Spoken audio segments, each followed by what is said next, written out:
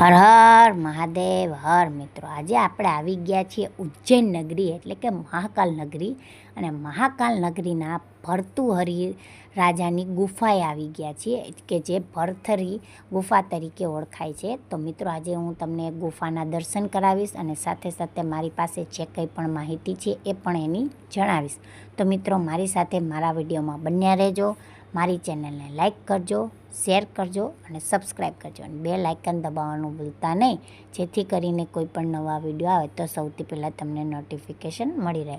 તો મિત્રો, મારો વિડીયો જો પસંદ પડે તો જરૂરથી કમેન્ટ કરવા વિનંતી અને લાઈક પણ કરી દેવા વિનંતી. તો મિત્રો, ભારતના ઘણા ભાગોમાં બાબા ભરથરી અથવા જોગી સંત ભરથરી તરીકે પણ ઓળખાતા ભરથરી ઉત્તર ભારતમાં ઘણી લોકવાર્તાઓના નાયક છે. તેઓ ઉજ્જૈનના શાસક હતા અને પછી તેમણે પોતાના નાના ભાઈ વિક્રમાદિત્યના પક્ષમાં રાજગાદી છોડી દીધી. તે ભર્તુહરિના નામના ઐતિહાસિક વ્યક્તિ પર આધારિત છે. ભર્તહરિ અને તેમના ભત્રીજા બંગાળના રાજા ગોપીચંદ, જેમને નાથ પંથ યોગી માનવામાં આવે છે.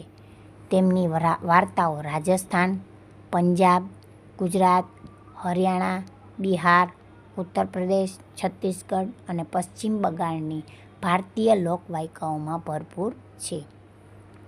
ભર્તહરિ અને તેમના ભાઈ વિક્રમાદિત્યના જીવન વિશેની ઘણી વિગતો બેતાલની 25 વાર્તાઓની વાર્તાઓમાંથી લેવામાં આવી છે, જેનો અનુવાદ સર રિચાર્ડ ફ્રાન્સિસ બર્ટન દ્વારા 1870માં વિક્રમ અને વેમ્પાયર તરીકે કરવામાં આવ્યો હતો.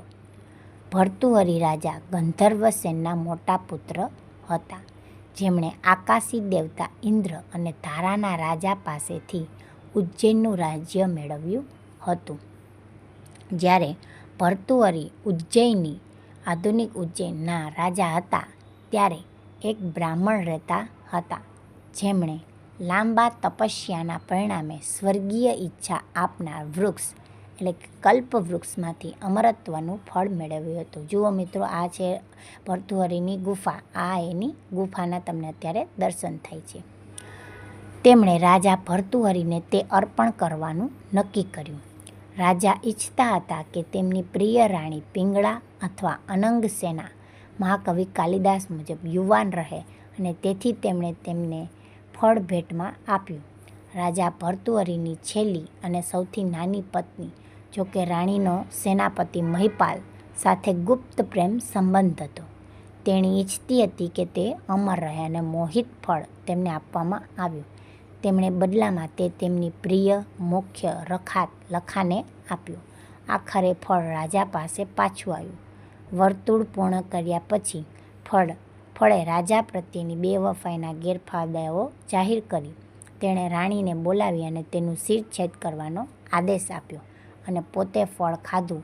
ત્યારબાદ તેણે પોતાના નાના ભાઈ વિક્રમાદિત્યને સિંહાસન છોડી દીધું અને ધાર્મિક ભિક્ષુક બન્યો.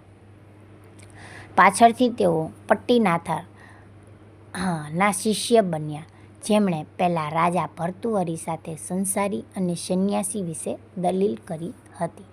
વાતચીત દરમિયાન પટ્ટીનાથરે કહ્યું કે બધી સ્ત્રીઓ દ્વિમન ધરાવે છે અને પરમેશ્વરી સાથે પણ આ સાચું હોઈ શકે છે.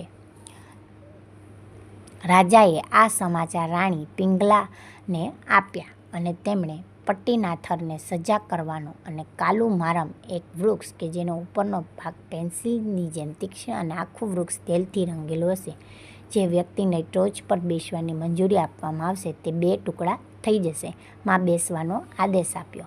તેઓએ પટ્ટીનાથરનો પ્રયાસ કર્યો, પરંતુ કાલુમારમ બળવા લાગ્યો અને પટ્ટીનાથરને કંઈ થયું નહીં. રાજાને આ સમાચારની જાણ થઈ અને તે સીધા પટ્ટીનાથર પાસે ગયા અને તેમને બીજા દિવસે મરવા માટે તૈયાર થવા કહ્યું. પરંતુ પટ્ટીનાથરે જવાબ આપ્યો કે હું હમણાં પણ મરવા માટે તૈયાર છું. બીજા દિવસે રાજા આંખોમાં આંસુ સાથે આવ્યો અને સંતને જેલમાંથી મુક્ત કર્યો, કારણ કે તે ખરેખર તે રાત્રે રાણી પિંગલાને ઘોડેસવારો સાથે પ્રેમમાં જોયા હતા. તેણે પોતાનું સામ્રાજ્ય, સંપત્તિ, પોતાનો સંપૂર્ણ ડ્રેસ કોડ પણ ફેંકી દીધો અને એક સરળ કૌવનમ પહેર્યું. રાજા પટ્ટીનાથનના શિષ્ય બન્યા અને કાલહસ્તી મંદિરમાં મુક્તિ મેળવી. રાજા ભરથરી અથવા ભદ્રગીરી, કે જેમને લોકપ્રિય તમિલ લોક સંસ્કૃતિમાં કહેવામાં આવે છે, એ મેઘના પુલંબલ નામના તમિલ કાવ્યાત્મક શ્લોકોનો સંગ્રહ લખ્યો.